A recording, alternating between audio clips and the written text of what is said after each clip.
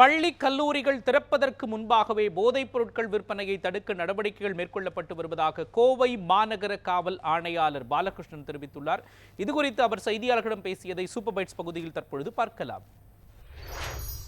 கோவை மாநகரை பொறுத்தவரைக்கும் போதைப் பொருட்கள் சுத்தமாக இல்லாத ஒரு இடமா மாற்றுறதுக்கு காவல்துறை முழுமையாக நடவடிக்கை எடுத்து வருகின்றது. இப்போ அடுத்து பள்ளிகள் கல்லூரிகள் திறக்கக்கூடிய நேரம் அடுத்து ஜூன் ஜூலையில். ஸோ பள்ளி கல்லூரி மாணவர்கள் மத்தியிலையும் இந்த பழக்கங்களை முழுமையாக தடுப்பதற்கு ஏற்கனவே ஒவ்வொரு கல்லூரிகளிலும் இந்த ஆன்டி ட்ரக் கிளப் ஏற்படுத்தப்பட்டிருக்கிறது.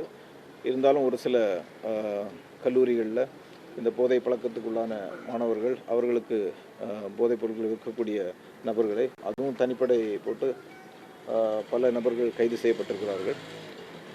இப்போ இந்த ஸ்கூல் காலேஜஸ் திறக்க முன்னாடியே முழுமையாக நாம் இந்த ட்ரக்கு, குட்கா போன்ற பொருட்கள், கூலிப் போன்ற பொருட்கள், அதுவும் விவேக் எஸ்ஐ தலைமையில் தனிப்படை நிறைய சமீப காலத்தில் பிடிக்கிறாங்க.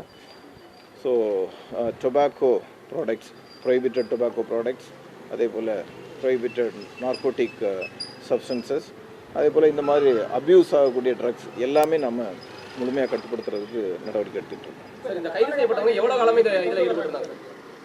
இது கடந்த 6 மாத காலமாகவே இந்த மாத்திரைகள் நம்ம பிடிச்சிருக்கோம். முதல்ல அதுக்கு முன்னாடியே மாத்திரைகள் பிடிச்சிருக்கிறோம். அது லோக்கலில் ஒரு சில மெடிக்கல்ஸில் சேல் பண்ணது. அந்த மெடிக்கல் ஷாப்பை க்ளோஸும் பண்ணியிருக்கிறோம். ட்ரக் இன்ஸ்பெக்டர் மூலமாக க்ளோஸும் பண்ணியிருக்கிறோம். இங்கே டோட்டலாக சப்ளை கட் ஆனதுக்கப்புறமா வெளி மாநிலத்தில் போய் வாங்கிட்டு வர்றாங்க. இது இப்போ இந்த நபர் தான் கான்டாக்ட் பாயிண்ட் அங்கே. இப்போ இதை வச்சு நான் ஏற்கனவே சொன்ன மாதிரி அந்த மெடிக்கல் ஓனர், அதே போல் ஸ்டாக்கிஸ்டே லிங்க் இருக்கிறதுனால கண்டிப்பாக வேறு யாருக்கும் சப்ளை பண்ணுறதுக்கு வாய்ப்பு இருக்குது. இது போல் அதனால் இன்னும் புலன் விசாரணை இன்னும் பண்ண வேண்டியிருக்குது.